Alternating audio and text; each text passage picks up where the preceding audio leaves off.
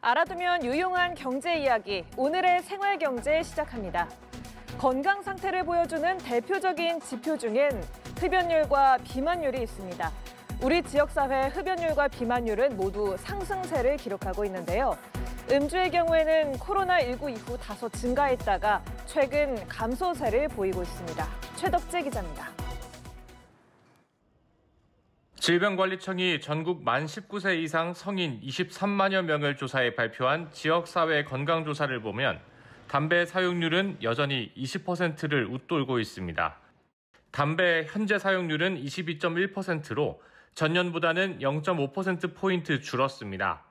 하지만 일반 담배 사용률 감소를 전자담배 사용률이 상쇄하고 있습니다.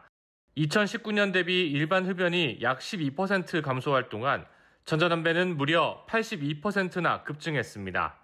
더 큰 문제는 청소년들에게까지 유행하고 있다는 점입니다.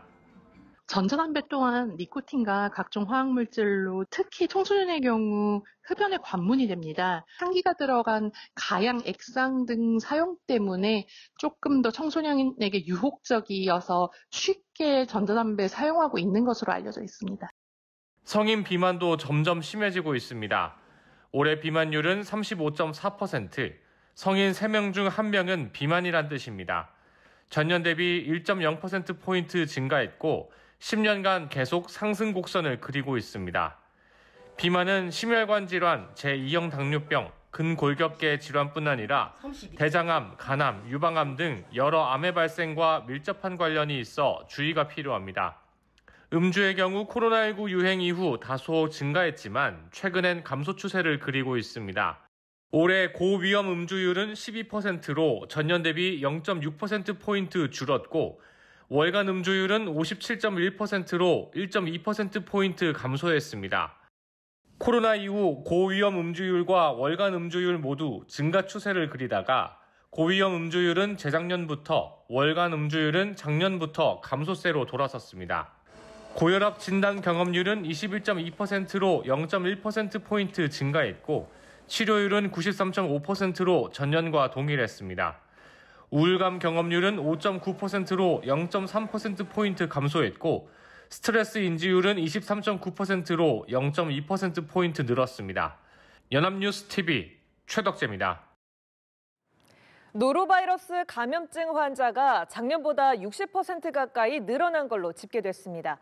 질병관리청에 따르면 지난달 23일부터 일주일간 보고된 노로바이러스 환자는 모두 127명으로 지난해 같은 기간보다 58.8% 증가했습니다. 연령대별로 보면 0세에서 6세가 전체의 29.9%를 차지했고 7세에서 18세 환자도 26%나 됐습니다. 노로바이러스는 어패류 등 음식물을 섭취한 경우 주로 감염되는데 감염을 막으려면 식재료를 흐르는 물에 세척해 85도 이상에서 1분 이상 충분히 익혀 먹어야 합니다. 중고 아이폰을 판매하면서 물건을 정상적으로 공급하지 않거나 환불해주지 않은 인터넷 판매 사이트 유엔아이폰과 리올드의 상품 판매가 중지됐습니다. 공정거래위원회는 유엔아이폰의 사업자 JB인터내셔널과 리올드 사업자 올댓을 상대로 상품 판매 전부 중지 조치했다고 오늘 밝혔습니다. JB인터내셔널은 유엔아이폰에서 중고 아이폰을 구매하면 2주에서 4주 뒤에 받을 수 있다고 광고했으나 실제로는 수개월째 상품을 배송하지 않았거나 청약을 철회한 소비자에게 대금을 환불하지 않고 있습니다. 같은 사업자가 설립한 올댓 역시 마찬가지였습니다. 현재까지 두 곳의 소비자 피해 규모는 6억 원에 이르는 것으로 추정됩니다. 국책연구기관인 한국개발연구원 KDI가 최근 우리 경제에 대해 건설업 부진 속에서도 소비를 중심으로 완만한 개선 흐름을 이어가고 있다고 평가했습니다. KDI는 오늘 12월 경제 동향에서 금리 인하 효과와 정부 소비 진작 정책이 반영되며 소비가 회복세를 유지하고 이에 따라 서비스업 생산도 양호한 흐름을 보이고 있다고 분석했습니다. 반면 건설업 부진은 지속되고 있으며 반도체 호조로 수출 증가폭이 확대됐지만 통상 불확실성은 여전히 높은 수준이라고 설명했습니다. KDI는 반도체 수출 증가가 가격 상승에 일부 기인한 만큼 물량 증가세는 조정되는 모습이라고 덧붙였습니다.